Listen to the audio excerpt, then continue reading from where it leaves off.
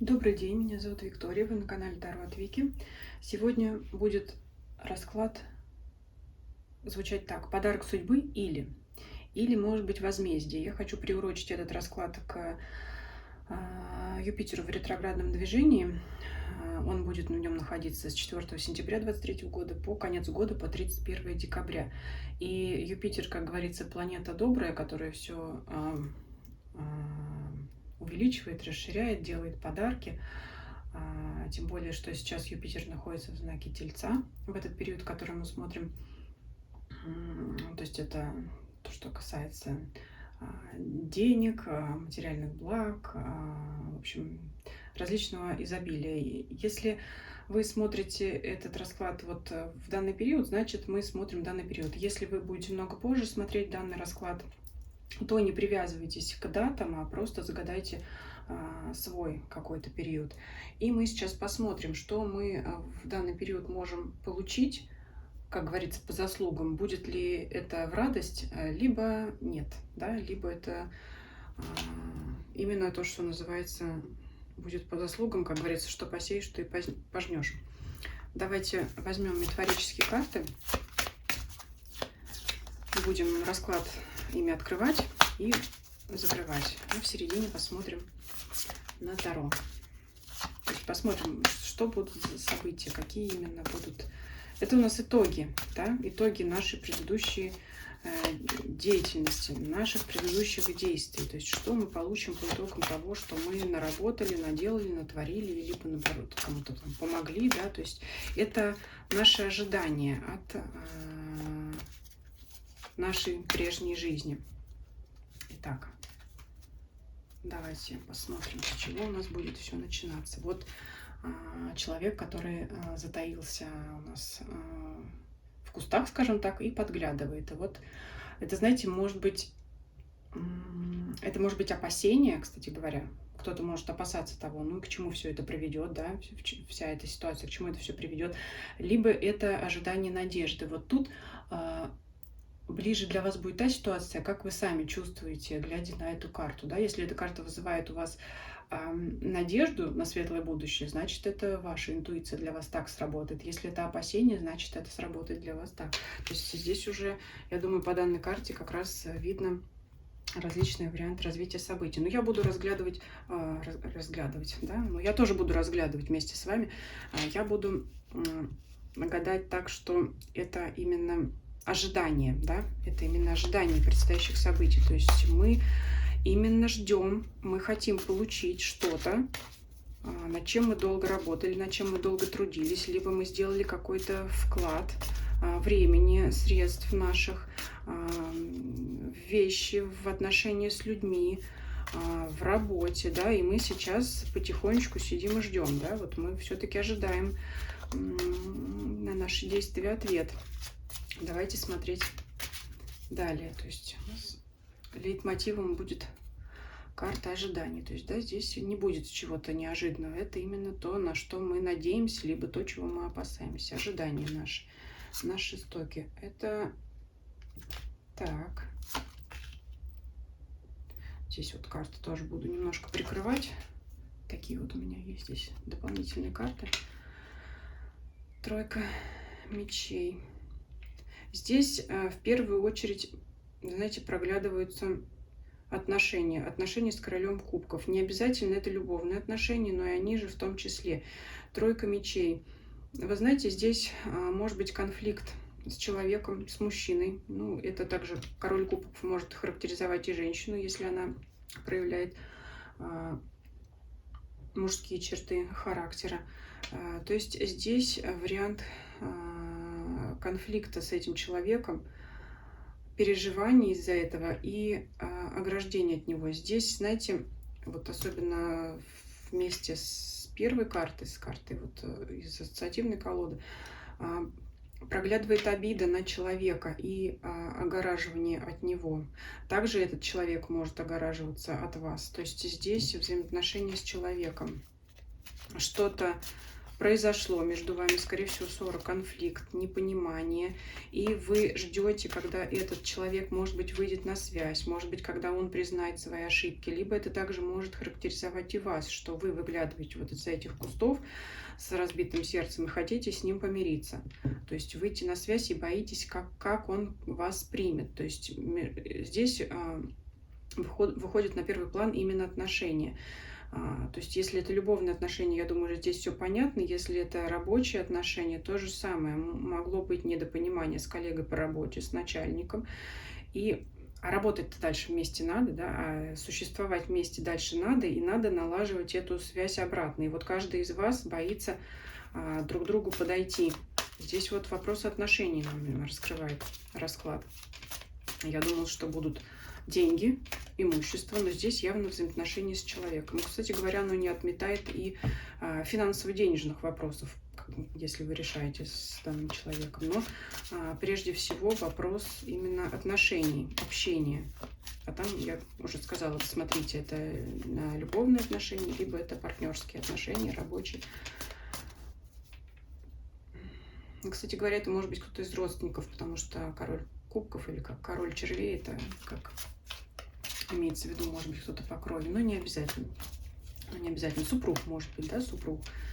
Вот кто-то из ближайшего вашего окружения. Но я могу сказать так, что вы хотите поладить с этим человеком. Это не обязательно крупный, серьезный какой-то скандал. Это может быть постоянные колкости, непонимание друг друга. И вот вы хотите как-то вот эту ситуацию сгладить. И выглядывать вот так, одним даже глазом, смотрите, даже не двумя, а одним, потихонечку. Вот как к нему подойти, как к нему выйти. Ну, то же самое и этот человек. А давайте все-таки посмотрим, кто же из вас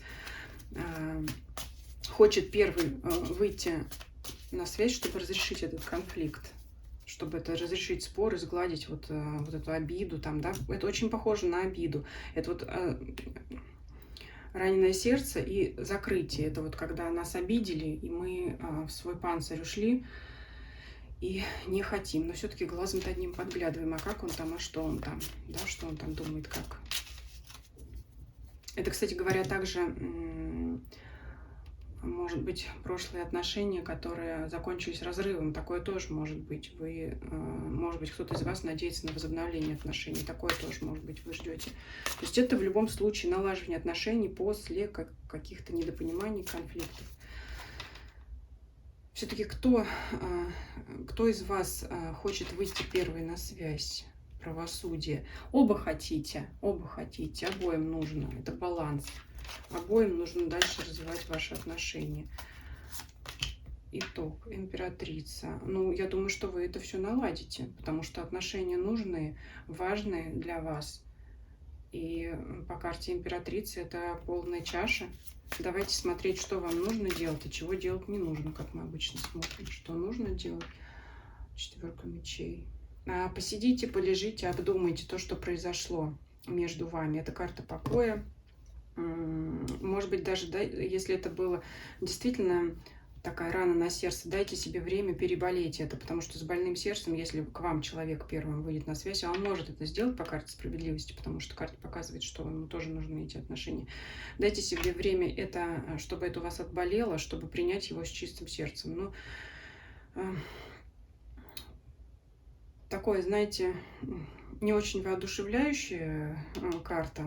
Скажете, вот это совет, посиди, попереживай. Ну да, иногда надо выплакаться, иногда надо это оставить. То есть переживите это моментом, чтобы больше к этому не возвращаться. Вот здесь вот такой совет, как ни странно. Чего делать не нужно. Тройка пентаклей. Ну вот здесь это карта работы, мастерства подковать коня. Не нужно бросаться в горящую избу, да, там, и останавливать коня на скаку. Вот такой вам. Здесь совет, значит, действовать аккуратно. Пока подождите, посидите, поподглядывайте. Пока посидите в кустах, пусть этот человек тоже он там переварит все, что произошло. Вот пока так. Не бросайтесь его с головой, не бежите сейчас же там с ним мириться, ему звоните. Если вы вот так вот нерешительно действуете и пока смотрите, наблюдаете за этим человеком, значит, для этого есть предпосылки. Значит, это не просто так, значит, может быть, сейчас сгоряча лезть не нужно, потому что мечи — это все-таки острые предметы. Пока вы не переболели оба, это может вас вывести на новый конфликт. Положительное. Что вам поможет и что помешает?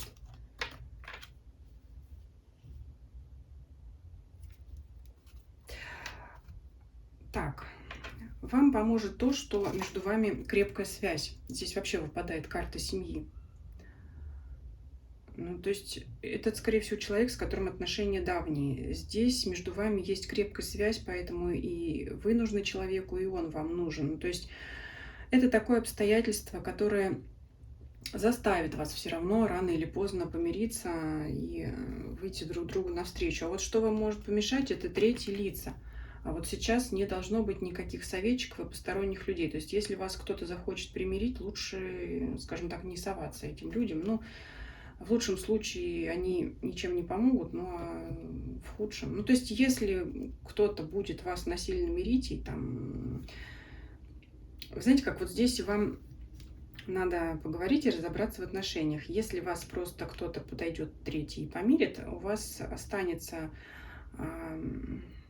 вот этот ваш конфликт, он останется неразобранным, не проговоренным между вами, а вам надо это обсудить, выяснить и вот это вот переболеть самим. То есть вообще не нужно никого, скажем так, посвящать посторонних людей в эти ваши отношения, будь то они любовные, либо партнерские, скажем так, не их дело. А лезть будут, вы знаете, лезть будут, потому что это в препятствиях выпадает, что будет мешать. Ну, кто-то наверняка заметит, что вы прохладнее друг к другу стали относиться, либо вообще сейчас временно не общаетесь по карте девятка мечей, кто-то обязательно захочет влезть. В чем это может помешать? Могут в вас обоих острее проявляться такие чувства, что нет, пусть вот он первый выходит на встречу или она первая выходит. То есть лишний раз, если вы останетесь без советчиков, без ненужных помощников, вы быстрее друг к другу придете и договоритесь. А вот когда вмешается третье лицо, вам уже перед этим человеком надо будет, знаете, как показать свою гордость. А оно вот это вот обстоятельство будет мешать, что ну-ка ты давай иди мирись. Нет, вот пусть она. Нет, и ты давай иди мирись. Нет, как я пойду, я же женщина, он мужчина, пусть первый подходит. Это вот что-то такое может быть. Когда вы будете вдвоем разбираться, ну, это я сейчас любовные отношения привела в пример, но на работе то же самое. То есть у вас работа, у вас обстоятельства все равно сведут, и вот рано или поздно кто-то кому-то подойдет и скажет, ну, все равно мы этот отчет друг без друга не сделаем, да, все равно этот проект мы друг без друга не завершим, но вот давай как-то вот начинали, давай уже там как-то завершать, и все там у нас наладится. Так, давайте, я думаю, тут более-менее понятно. И вы спросите, что же тут, при чем же тут Юпитер, да еще и ретроградный. Ну вот ретроградные всегда планеты выводят наружу какие-то там больные точки, какие-то незакрытые вопросы, да, и вот то, что это все тянется, отношений, негатив в отношениях тянется из прошлого. И вот сейчас все-таки в этот период, ну, с сентября по декабрь это, конечно, 4 месяца, но, видать, это такое довольно серьезное